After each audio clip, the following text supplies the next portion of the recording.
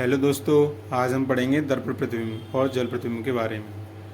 ये रीजनिंग की clock chapter की ये दूसरी क्लास है जिसमें हम सेकेंड टाइप को पढ़ने वाले हैं, दर्पण प्रतिबिंब और जल प्रतिबिंब वालों को।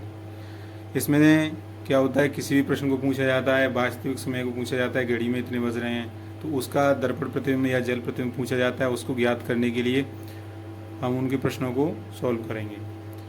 जैसे इसमें दे रखा है, किसी भी समय को दर्पण प्रतिबिंब में बदलने के लिए उस समय को 11:60 या 12 बजे में से घटाते हैं।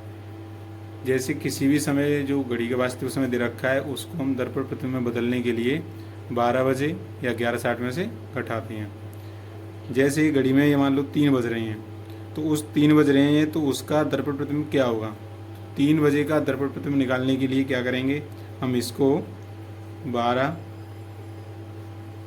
बजे में से 12 मतलब 12:00 में से इसको घटा देंगे, तो जो निकल कर आएगा जो हमारे लिए आंसर ही होगा वो सीधा, जैसे कि मान लो 9 बज गए, तो ये होगा दर्पण प्रतिबिंब होगा। जैसे ये ऊपर इसका एग्जाम्पल दे रखा है घड़ी को, जैसे घड़ी में 3 बज रहे हैं यहाँ पर, तो ये 3 बज रहे हैं तो इसका दर्पण प्रतिबिंब हो जाएगा, ये घंटे वाली सुई है ये 9 पर आ जाएगी, जो मिनट वाली सुई है वो 12 पर चली जाएगी सीधे की सीधे। तो 3 बज रहे थे वो 9 बज जाएंगे। ऐसे ही और समय दे रखे हैं और एग्जाम्पल को करेंगे। जैसे घड़ी में 4:15 हो रही हैं, तो 4:15 को हम क्या करेंगे, 11:60 या 12 में से घटा देंगे, तो 11:60 यहाँ लिख लेंगे, इसमें 4:15 इसमें से घटा देंगे, तो ये हमारा आ जाएगा 7:45।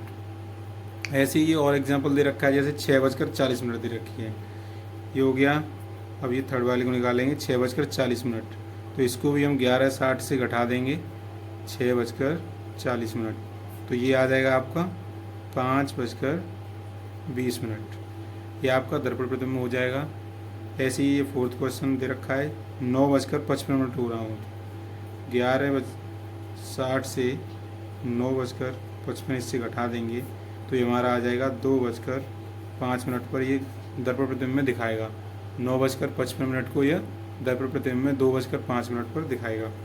यदि घड़ी में 11:30 बज रहे हों तो उसे हम 11:60 से घटाएंगे, 11:30 बज रहे हैं तो 11:30, तो ये जो समय आएगा वो 00:30 आ जाएगा। 00 यहाँ पर क्या दिखा रहा है, 00 दिखा रहा है कि अभी घड़ी में 12 बजी हैं।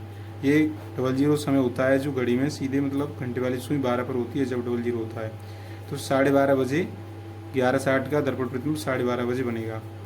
आगे दे रखा है 6 वाले क्वेश्चन पे 15:40, ये प्लेटफॉर्म पे जैसे कि रेलवे स्टेशन पे लगी रहती हैं घड़ी, उसमें 15:40 दिखाता है, तो ये 15:40 वास्तविक समय क्या है, जैसे कि 3:40 का आ जाएगा ना, क्योंकि इसमें से 12 + 3 15:40 हो रहे हैं, तो हम इसको 3:40 को 11:60 में से घटा देंगे, तो ये जो हमारा समय आएगा 8:20, ये हमारा दर्पण प्रतिबिंब बन करके आएगा।